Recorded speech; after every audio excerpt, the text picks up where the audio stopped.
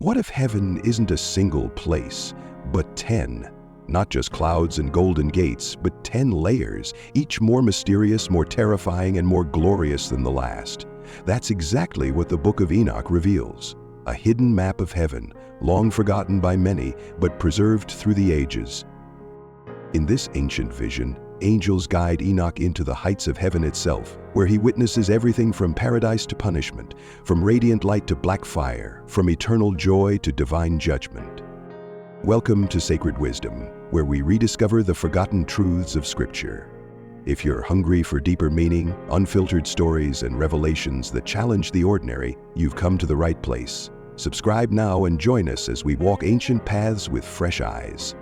Here we go beyond tradition. We seek what heaven has always known, but the world has overlooked. In this video, we'll journey through all 10 levels of heaven described in the Book of Enoch. From the clouds above to the throne of God, from morning angels to the armies of light.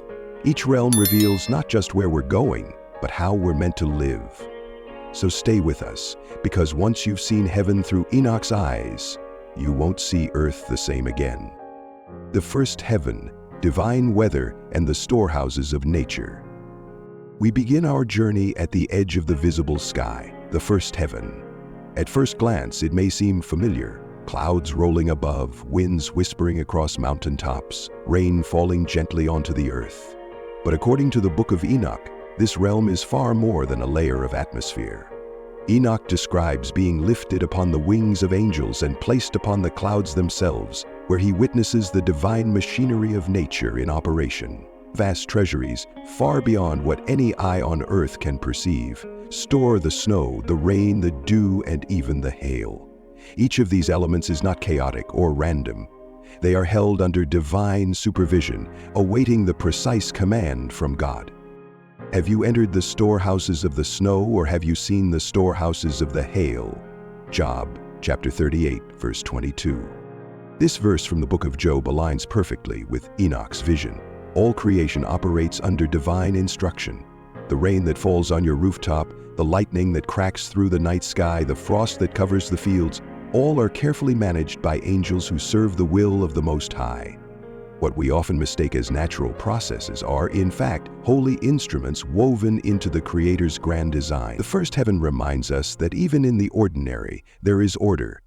Even in nature's wildest moments, heaven is speaking. Next, we ascend into darkness and judgment. The second heaven awaits. The second heaven, the prison of the fallen. As we rise beyond the clouds of the first heaven, the brightness begins to fade. Light turns to shadow, and awe gives way to dread. The second heaven, as revealed to Enoch, is not a place of beauty, it is a realm of judgment. Here, the watchers, the angels who once walked in divine glory but chose rebellion, are held in chains. Enoch describes a darkness deeper than any found on earth. It is a prison of silence and torment, where fallen beings await their final sentence. These are the ones who descended to earth, who abandoned their heavenly posts and corrupted humanity with forbidden knowledge. They taught sorcery, warfare, and deceit. Their pride severed them from God's light. Now they are trapped in a realm without hope, their mighty wings clipped, their authority revoked.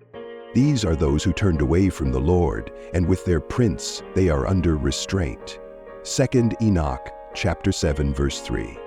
This passage reminds us that no creature, no matter how glorious, is beyond the reach of God's justice. The second heaven is a sobering warning that rebellion always has a cost, and divine justice never sleeps. What Enoch saw was not just punishment, but a reaffirmation of God's sovereignty.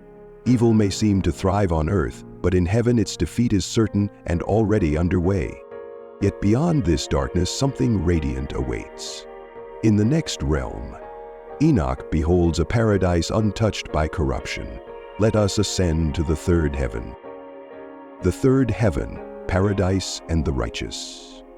We now arrive at one of the most breathtaking realms in Enoch's celestial journey, the third heaven. Here, the darkness of judgment gives way to unspeakable beauty. Enoch sees paradise itself, a garden beyond imagination, overflowing with life, fragrance, and divine presence.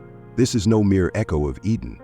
It is Eden restored, eternal and incorruptible, Trees shimmer with fruits of every kind, giving off a perfume that fills the air with sacred delight. In the heart of this paradise stands the tree of life, radiating with fire-like brilliance, its roots stretching deep into the spiritual soil of the heavenly realms.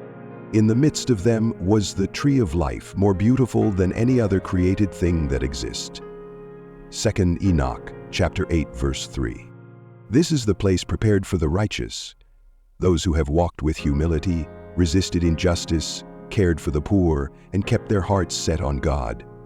They lift up the fallen, cover the naked, and worship Him alone. The text proclaims these are not perfect people, but faithful ones, those who suffered for righteousness and live not for themselves, but for something greater.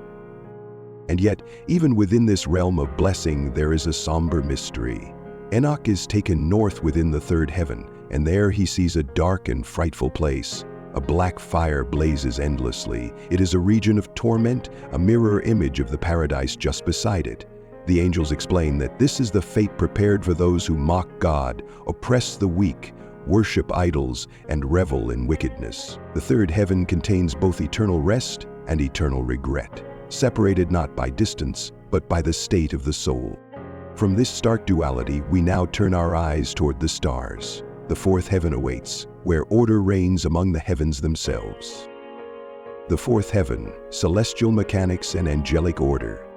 From the Garden of Paradise, Enoch is lifted higher, into a realm not of lush trees or rivers, but of light, motion, and perfect rhythm. This is the fourth heaven, the domain where the sun, the moon, the stars, and the planets are governed. Here, Enoch sees the great luminaries of the sky moving along appointed paths, not randomly, but with astonishing precision. Their cycles are not self-driven, but orchestrated by heavenly forces, angels assigned to direct their motion like cosmic conductors in an eternal symphony. And I saw the sun's circle and the wheels on which it always goes, and its coming and return give it no rest, day and night. 2 Enoch, chapter 11, verse 3. The sun's blazing chariot is accompanied by 150,000 angels during the day and 100 at night. Each star is surrounded by thousands of lesser stars, creating a cosmic army of light. But more than a spectacle, this reveals something profound. God is a God of order. Just as seasons come and go and morning follows night, so too does God's timing in our lives follow a pattern, sometimes mysterious, but never mistaken. Great is your faithfulness. Lamentations chapter 3, verse 23. In the fourth heaven, we see that nothing in the universe moves outside of God's command. Time, light, and rhythm are not just scientific phenomena, they are sacred patterns set into motion by divine decree. But amidst this harmony of the heavens, a surprising sorrow awaits.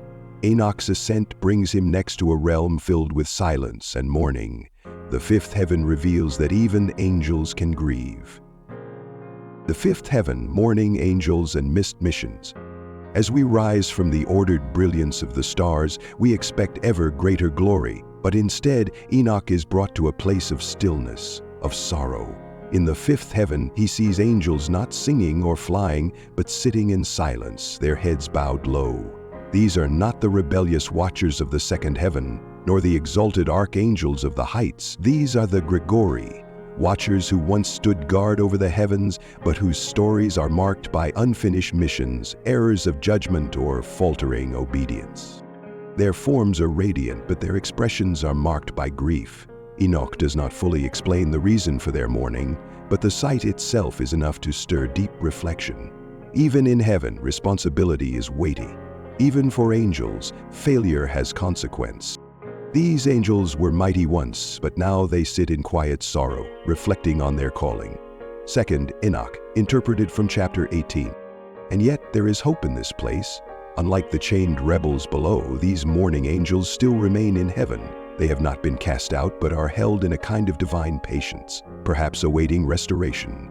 It is a reminder to us, when we stumble in the mission God has given us, the story does not end in regret. There is grace. There is a second chance. But there is also a warning. What God entrusts to us is sacred, and it matters more than we often realize. From this realm of sorrow, Enoch is called upward once more, this time into a realm of radiant order where the highest angels gather. The sixth heaven beckons. 6. Heaven, the council of the archangels. From the quiet sorrow of the fifth heaven, Enoch is lifted into a realm of radiant glory. In the sixth heaven, he beholds a great gathering, the divine council of the archangels. This is not a place of rest or mourning, but of movement, deliberation, and divine authority. Here the most luminous beings in heaven stand in holy assembly, each reflecting the majesty of the one they serve. Their faces shine brighter than the sun, their voices rise in harmonies that shake the cosmos. Enoch watches as these celestial beings record the deeds of men, chart the courses of stars, and compose songs of praise that ascend directly to the throne of God. Their work is not chaotic, it is intelligent, purposeful, and perfectly ordered. They carefully study the movements of the stars and put the commandments and instructions in order. 2 Enoch chapter 19 verse 2. This is the heartbeat of heaven's mission: obedience without hesitation, worship without interruption. These angels wield tremendous power, but none of them acts apart from God's will. They are not free agents, they are faithful servants. And their unity is a mirror for us on earth. Imagine a world where every person lived with the same clarity of purpose, the same humble submission to the Creator's design. The sixth heaven reveals that holiness is not passive. It is active, intelligent, and beautifully structured. It is a call to rise, not just in altitude, but in alignment with God's will. And then, the scene changes. The air grows heavy, the light intensifies. Enoch now approaches the realm that causes even the angels to tremble: the seventh heaven. The seventh heaven. The army of light and the throne approaches. As Enoch is lifted into the seventh heaven, all previous visions pale in comparison. The light here is not just bright, it is overwhelming, radiant to the point of fear. This is the realm where God's heavenly army gathers in full strength: the cherubim, the seraphim, the thrones, the authorities, the powers. Here, the air itself burns with divine intensity, and the silence is filled with a holy tension. Reverence before the throne. Enoch, once bold, now trembles. He falls on his face in terror, unable to stand before the might of these incorporeal beings. Each one is unique, many-eyed, flame-winged, adorned with heavenly garments. They do not rest, they do not turn away. Their every thought is fixed upon the glory of the one who sits above them all. The fiery armies of the archangels stood shining and terrible, and Enoch fell to his face, terrified. 2 Enoch, chapter 20, interpreted. It is here that his journey changes. The two angels who guided him thus far step away. Enoch cannot proceed on his own. The holiness ahead is too intense, too sacred. But heaven is not finished with him. God sends another, the archangel Gabriel, to take Enoch forward. For what lies ahead is not merely celestial beauty or cosmic order, it is the very heart of heaven itself. The seventh heaven teaches us this, that worship is not an activity, it is a state of being. All creation at its highest exists to glorify the Creator. And now, as the veil thins, Enoch approaches the realms where divine mysteries and eternal judgments unfold. Next, we ascend into the changeless movements of time. The eighth heaven awaits. The eighth heaven, the seasons and cosmic shifts. With Gabriel now guiding him, Enoch is taken into the eighth heaven, a realm less visual but deeply symbolic. This heaven is called Mu'oth, a name meaning the changer of seasons.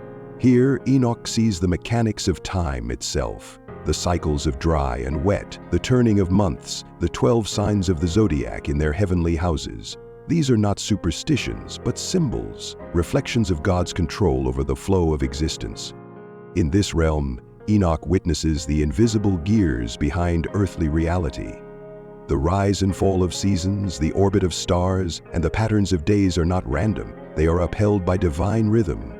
Everything has its appointed time. Summer never arrives too early. Winter never lingers longer than allowed. I saw the eighth heaven, where the seasons shift and the 12 signs abide in order. 2 Enoch chapter 21. This realm reminds us that God not only reigns in eternity, He governs time itself. He is the master of beginnings and endings, of transitions and timings. And while we may not always understand why things happen when they do, the eighth heaven assures us that nothing unfolds outside of heaven's calendar. As we continue upward, We approach a realm where nothing is hidden and every deed is remembered. The ninth heaven is next, and it watches us all. The ninth heaven, the books of deeds and eternal records. Now guided by Gabriel, Enoch is taken even higher, into the ninth heaven, known in Hebrew as Kuchavim. Unlike the heavens before, this realm is not filled with motion or music, but with memory. It is here that Enoch sees the books of life, the eternal records that contain the deeds of every human soul. Not a single act, great or small, is overlooked. Every kindness remembered, every injustice noted, every choice, every word, every secret written by unseen hands. I saw the books of the deeds of men, and nothing was hidden. 2 Enoch chapter 22, interpreted. This realm offers no distractions, no beauty to soften the truth. It confronts each soul with what they've made of their time on earth. For heaven is not only a reward, it is a witness. The ninth heaven reveals that we are known fully and judged rightly. In this place there is no room for pretense, only truth remains. And yet it is not a place of condemnation, it is a place of clarity. God does not forget, and for those who live in faithfulness, that is not a threat, it is a promise. Now Enoch is brought to the final realm, the place where time ends and eternity begins, the 10th heaven, where God himself dwells. The 10th heaven, the throne of God. At last, Enoch arrives at the 10th heaven, the highest realm, the heart of all creation. Here, time dissolves, light becomes unbearable in its brilliance, sound becomes worshipped unending, and in the center of all, Enoch sees the throne of God, not as an object of stone or gold, but as a radiant presence, fire, hotter than iron just pulled from the forge, light so pure it cannot be described. Enoch cannot stand. His earthly form is overwhelmed, but God in his mercy commands the archangel Michael to anoint Enoch with spiritual oil, clothing him in heavenly light. Suddenly, Enoch looks at himself and sees what he never expected. He resembles the angels. God's face was like iron made burning hot in a fire, and Enoch was transformed into light. 2 Enoch chapter 22, interpreted. Around the throne are endless hosts of angels, cherubim, seraphim, and sarim armies, singing with voices that shake the heavens. But the center is still. All attention is fixed on the one who was and is to come. This is no metaphor. Enoch is face to face with the source of all life, all power, all holiness. Here, all questions fall silent. There is no room for pride, no place for excuses, just glory. Terrifying, tender, absolute. And yet, Enoch is not consumed. Instead, he is commissioned, sent back to earth with a message. Heaven is real, judgment is coming, but so is the promise of eternal joy for those who walk in righteousness. The 10th heaven is not just a vision, it is a destination, and it waits for those who seek not only knowledge of God but communion with him. Our journey with Enoch ends here, but yours may just be beginning.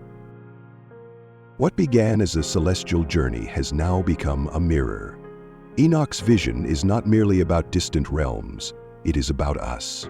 Through his eyes, we've seen the justice of God in the second heaven, the mercy of God in the third, the order of God in the stars, and the glory of God upon the throne. But more than that, we've been shown what truly matters in the eyes of heaven. The righteous are not the flawless, they are the faithful. Those who endure suffering with integrity, who give when no one notices, who lift the fallen, care for the orphan, and walk humbly with God. These are the ones for whom paradise blooms.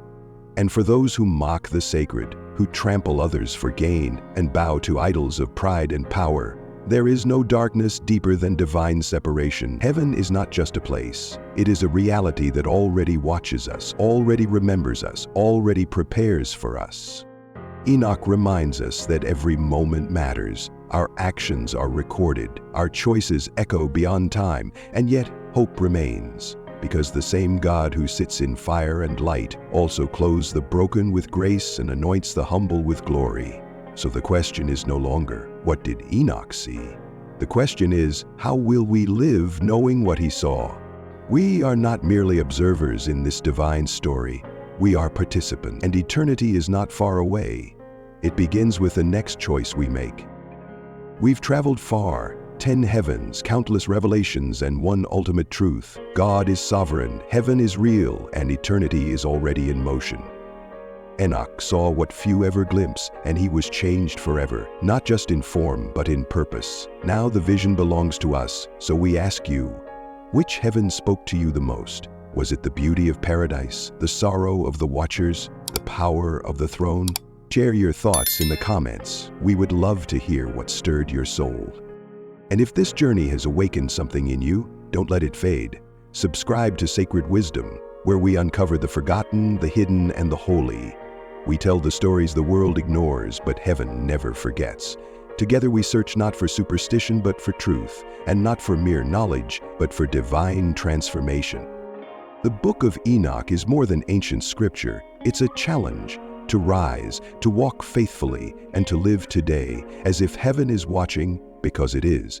Thank you for watching with us. Until next time, may you walk in peace and power.